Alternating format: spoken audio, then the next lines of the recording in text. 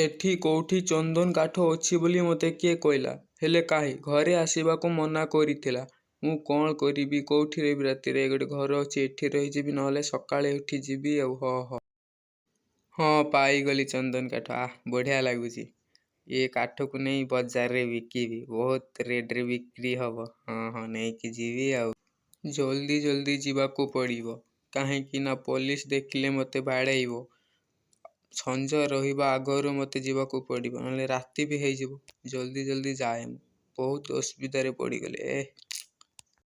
ବଜାରରେ ପହଞ୍ଚିଗଲି। ହେଲେ ଏମାନେ ମୋତେ ଏମିତି କ'ଣ ପାଇଁ ଅନଉଛି? କ'ଣ କି? ଆରେ ବାବୁ, ମୁଁ ଜଙ୍ଗଲରୁ କାଠ ଆଣିଛି, ଚନ୍ଦନ କାଠ। ଏମାନେ ମୋତେ ଏମିତି କାହିଁ ଅନଉଛି? ଜଲ୍ଦି ଜଲ୍ଦି ଚାଲ, ମୁଁ ବିକିଦେବା ତମକୁ। ମୋତେ ବହୁତ ଟଙ୍କା ଦବ ହେଲା। ଚାଲ। କାହିଁକି ନା ଏମାନେ ମୋତେ ଅନଉଛି। ଆରେ ଭାଇ, ତମେ କ'ଣ ଜାଣିଛ ଏମାନଙ୍କର କଥା? ମୋତେ ଅନଉଛି କ'ଣ? ଯାହା ହଉ, ଆଜି ଚନ୍ଦନ କାଠ ବିକି ବହୁତ ପଇସା ରୋଜଗାର ହେଲା। ଗୋଟା ପିସ୍କୁ 14.73 ଟଙ୍କା। ବହୁତ ମଜା ଆସିଗଲା। ହେଲେ ଆରେ, ଘରେ ଯେ କହିଥିଲା ସଉଦାପତ୍ର ଆଣିବାକୁ। ହଉ, ଯାଇ ଘରେ ପଚାରେ କ'ଣ ନାହିଁ ହେଲା।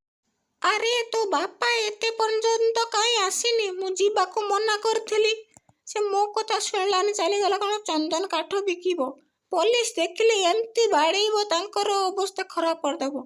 ପୁଣି ଆମେ ତ ଗରିବ ଲୋକ, ଏତେ ପଇସା କୋଉଠୁ ଆଣିବୁ? ଆରେ, ତୋ ବାପା ଆସୁଛି ନା? କାଇଁ ମା, କାଇଁ? ଦେଖ ପହଞ୍ଚିଗଲା।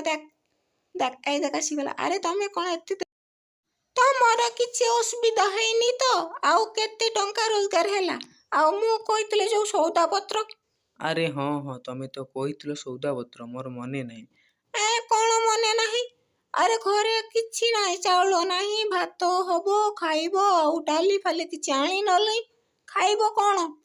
ହଁ, ମନେ ନାହିଁ, କ'ଣ କରିବି? ହେଲେ ଜାଣିଛ, ମୁଁ ଚନ୍ଦନ କାଠ ନେଇଥିଲି, ମୋତେ ସମସ୍ତେ